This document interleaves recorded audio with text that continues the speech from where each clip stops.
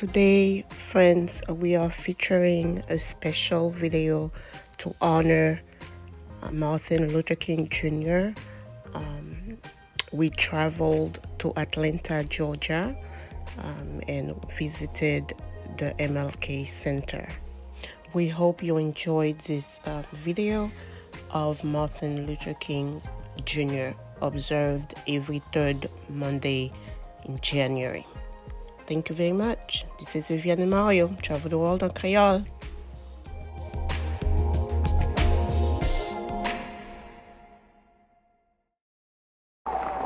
In his own land. So we've come here today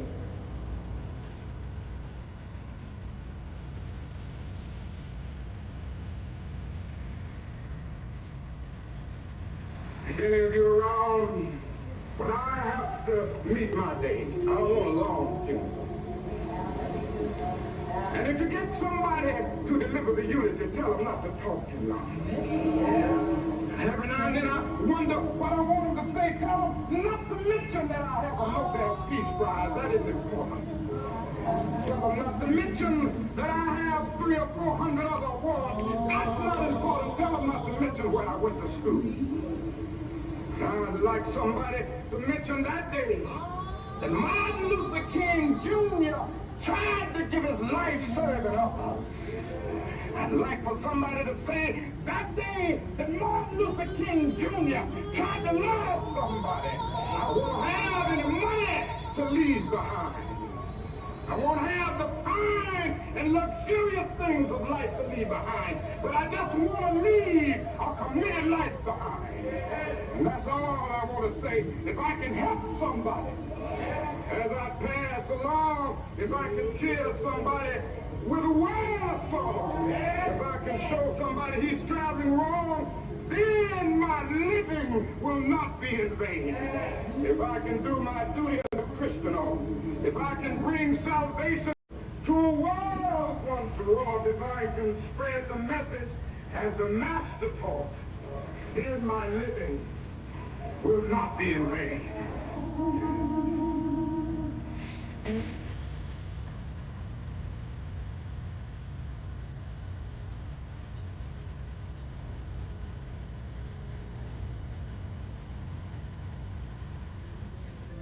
Destiny and fate collided in a small hotel, less than 400 miles from where this Nobel Prize winner and consummate leader was born.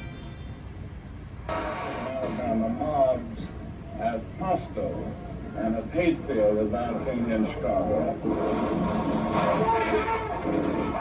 I speak out against this war because I'm disappointed with Americans. Negroes and white boys will fight in brutal solidarity on the battlefields of Vietnam, but when they get back home, it's doubtful that their children will be able to sit together in the same classroom. Injustice anywhere is a threat to justice everywhere. And now people are telling me to stoop down to that level. Oh no! The reason I will not do it is that I'm not going to allow for me so low as to use the very method that has perpetuated evil throughout our civilization. I'm sick and tired of it.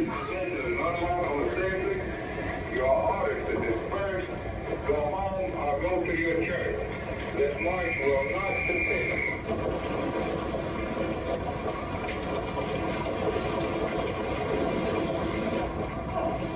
Yet in America, the violence continued and spread.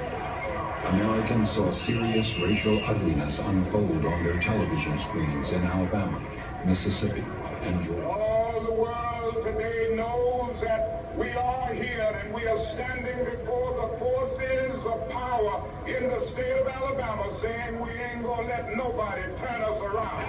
Voluntarily given by the oppressor, it must be demanded by the oppressed. For years now I have heard the word wait.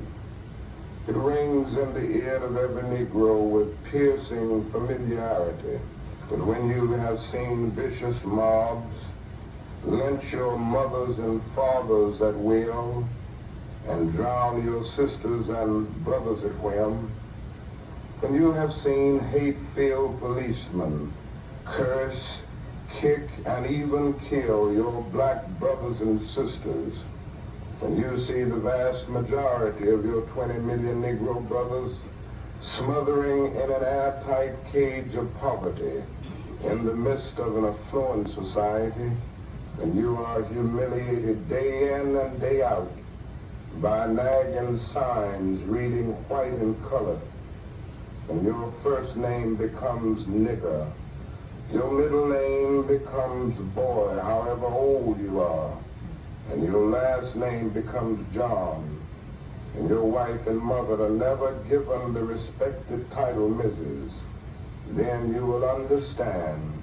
why we find it difficult to wait. The best thing for King to do is to get out of Alabama as quickly as he can, because he's a menace to the peace of this city. He started writing around the margins of the newspaper. I mean, he just right along the edges, all around the newspaper, because he didn't have any paper. And when he finished writing around the edges of the newspaper and used up all of the free space on the newspaper, he started writing on the toilet tissue. On December 1st, 1955, a 42-year-old seamstress named Mrs. Rosa Parks boarded a Montgomery bus. Along the way, the seats filled, leaving a white man no place to sit in the front of the bus.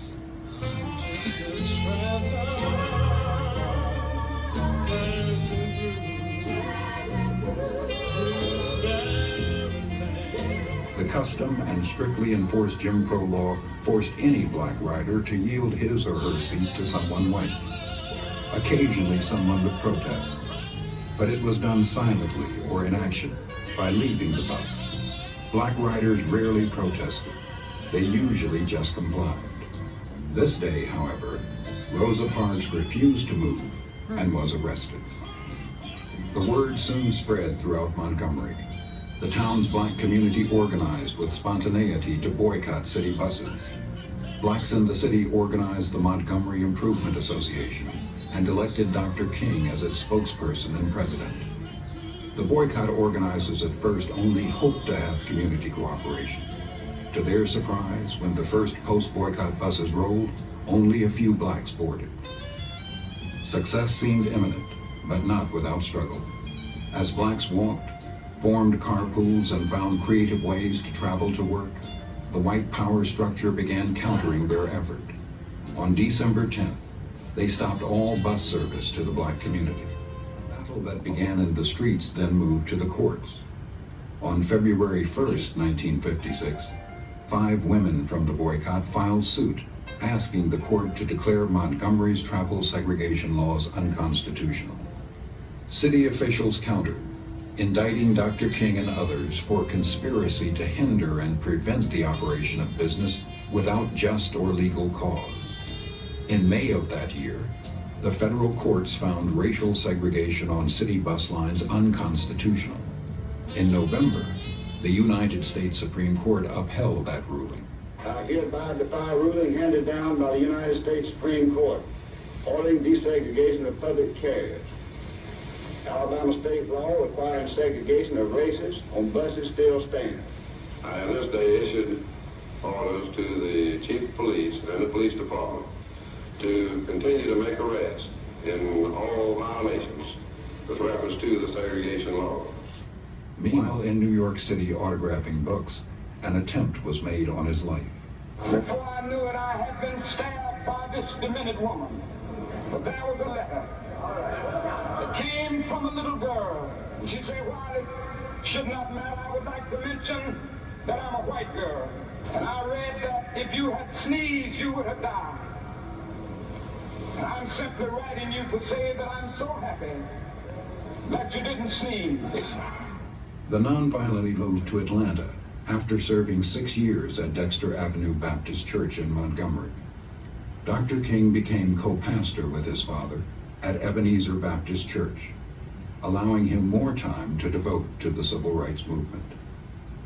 Inspired by Dr. King, Other U.S. cities began to take up the cause for freedom. I would say first that at this moment, we must decide that we will no longer spend our money in businesses that discriminate against Negroes. He was driving his 51 green Chevrolet. And I walked down and looked at him and I said, my goodness, he's so young and he's so short. Just like a little boy. But, you know, as he talked, he just grew taller and taller. And he was very, very mature. And so I soon forgot about all of that.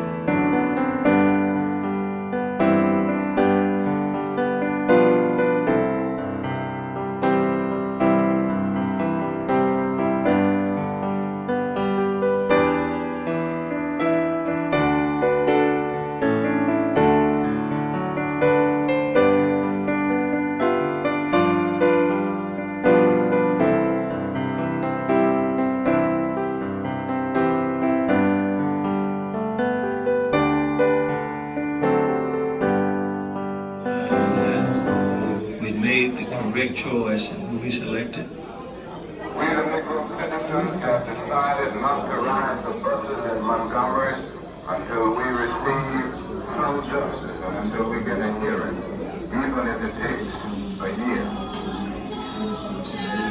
We had all types of retaliation, a great deal of violence. I don't think the white man is up for that matter, but just they see how sick it them. I'm going to continue to